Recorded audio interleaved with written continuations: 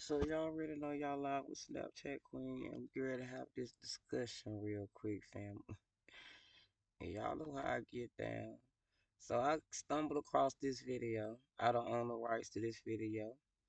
This is on YouTube, and it's Jay-Z's plot against Michael Jackson finally exposed by Janet Jackson, right? And this is Fame Hood. Y'all check him out. It's FAMEHOOD. Right? It's his channel. I don't take no credit for his video. I appreciate his work. This is for learning purposes only, fair use agreement only. We're just taking a glance back over time. Cause see, we got to connect some of these dots together, family, with what's going on outside with this Jay-Z trying to get this casino, how it's tied together with my bloodline, right? And how I will probably be tied to Michael Jackson and his bloodline, right? And Princess Diana and her bloodline, right? So I mean, we're gonna break this and start connecting some of these dots down, and I mean, because this right here is very interesting. I got to this part. Let's see what's going on. Whispers say Jay's ties to Michael even stretched way back to 1993 with help from LaToya Jackson's ex-husband Jack Gordon, a man accused of controlling and manipulating her for years. From that point forward, Hold on, Michael's inner circle, bigger orchestrated plan. According to him, the endless media stories portraying Michael as a monster came straight from higher levels, like it was a mission to break him down. Darkchild even said it flat out. None of it made sense. He called it crazy that Michael was even accused and said with full conviction he never believed it. Now, mind you, this is the second video we heard them say that they isolated Michael, right? And he was having to do tours and stuff to lift his spirit, right? The whole point of them after Michael was for his CD. Let me back that up, cause y'all gotta understand how deep this thing goes with why they was after Michael, right? I mean, it goes deep. This same man right here, I was raised up with these folks, right? Sharpton, right? I was raised up with these folks. So why would they isolate this man, keep this man isolated, right? While they passing the bag around. Let's listen to this story. Herself, Michael's sister, and that makes it way more explosive. If Janet's right, this changes the whole vibe around what happened to Michael. And that's why everyone's paying attention. She's not buying the official line, and she's saying the press wasn't the only thing closing in on him. She hints there were deeper, shady links and contradictions in the chain of events around his passing. And then there's Diddy, always tied into everything. But let's rewind the clock because this whole story starts June 25th, 2009. Now, did they just say Diddy tied into this, right? Now, how will all of us be in knowing of each other, right? And I'm just little old Coletta. Let my godmama, because Jenny Jackson, I don't know if she know. She always in my head been my godmama my whole life. And it might turn out she might be my aunt. We'll see. Well, let's see what Auntie got to say. My godmama. The day Michael Jackson tragically passed after being given propofol by his personal doctor, Conrad Murray. Now, Murray was supposed to... Now, I'm going to pause that right there because they was trying to give me propofol in the hospital, right? And you know us black folks, we like, no, you ain't about to give us that because that's what killed Michael.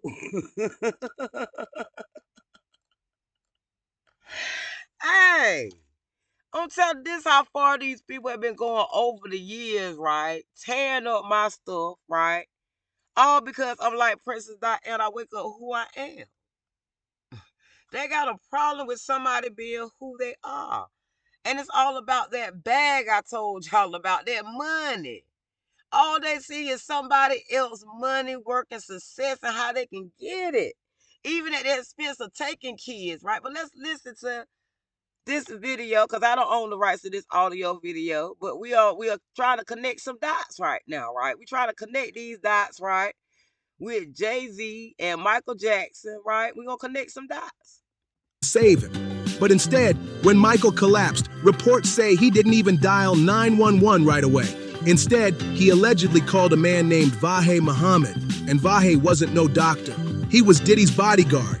That's where things start getting shady. Now, why would he call Diddy bodyguard? Right? I mean, if he the doctor, right? Why would he call the Diddy bodyguard and not 911?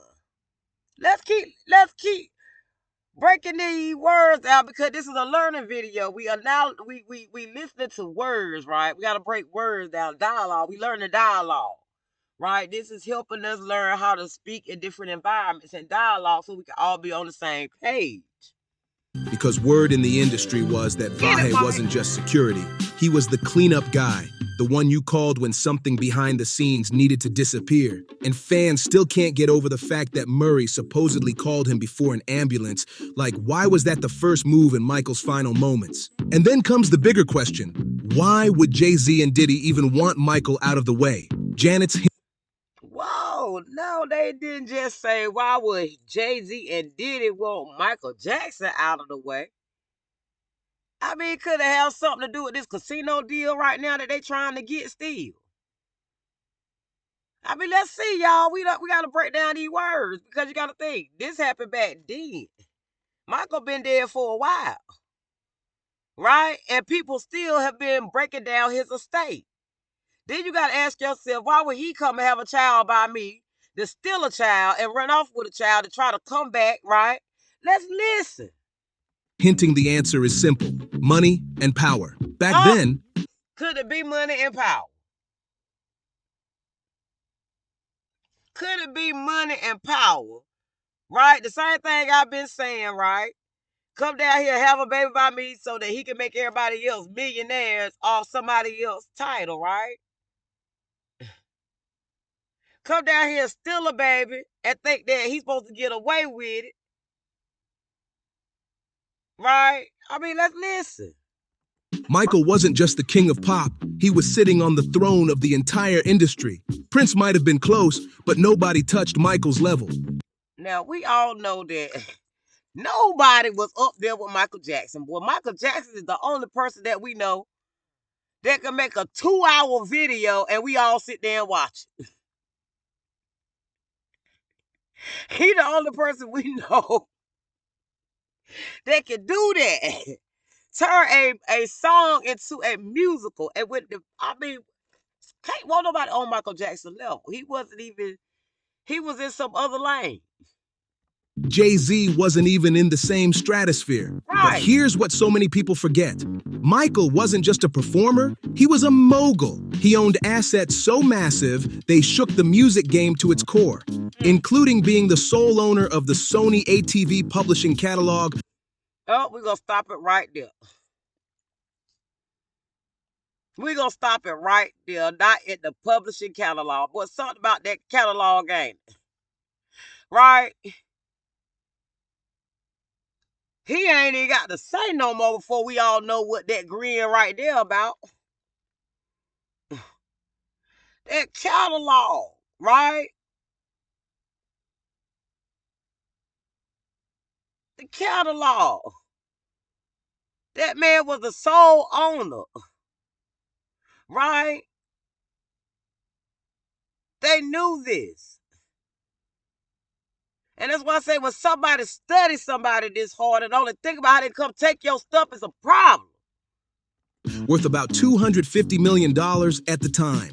And that catalog didn't just bring in checks, it gave Michael leverage over the industry's biggest names. Producer Rodney Jerkins, better known as Darkchild, once revealed that Michael confided in him, saying he lived in constant fear because of that catalog. Michael knew the sharks were... Now, why do this man got to live in fear because of his talent?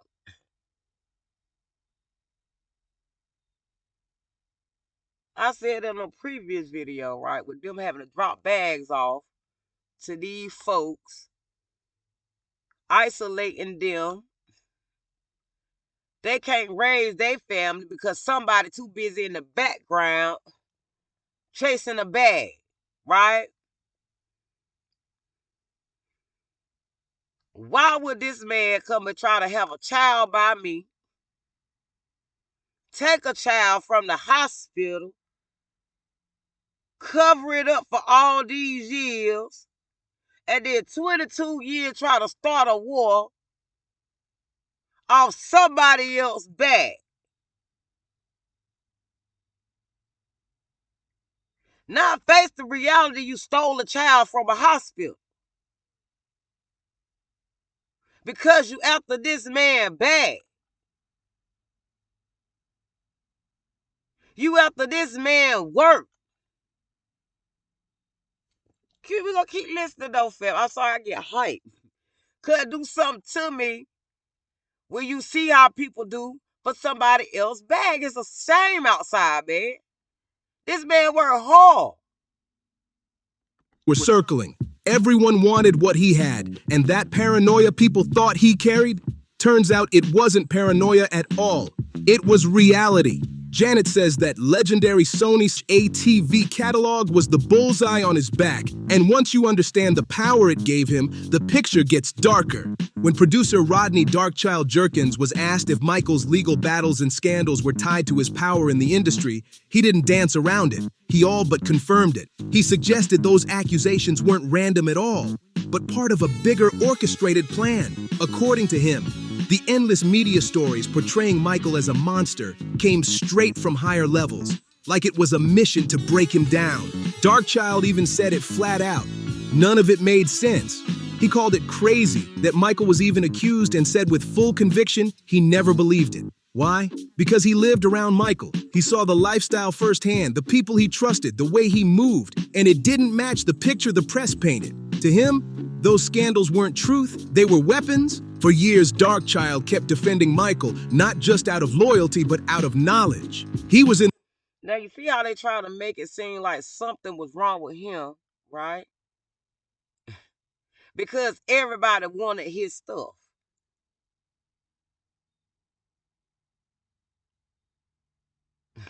The same thing they still trying to do to me, right? Something got to be wrong with me because everybody want my stuff.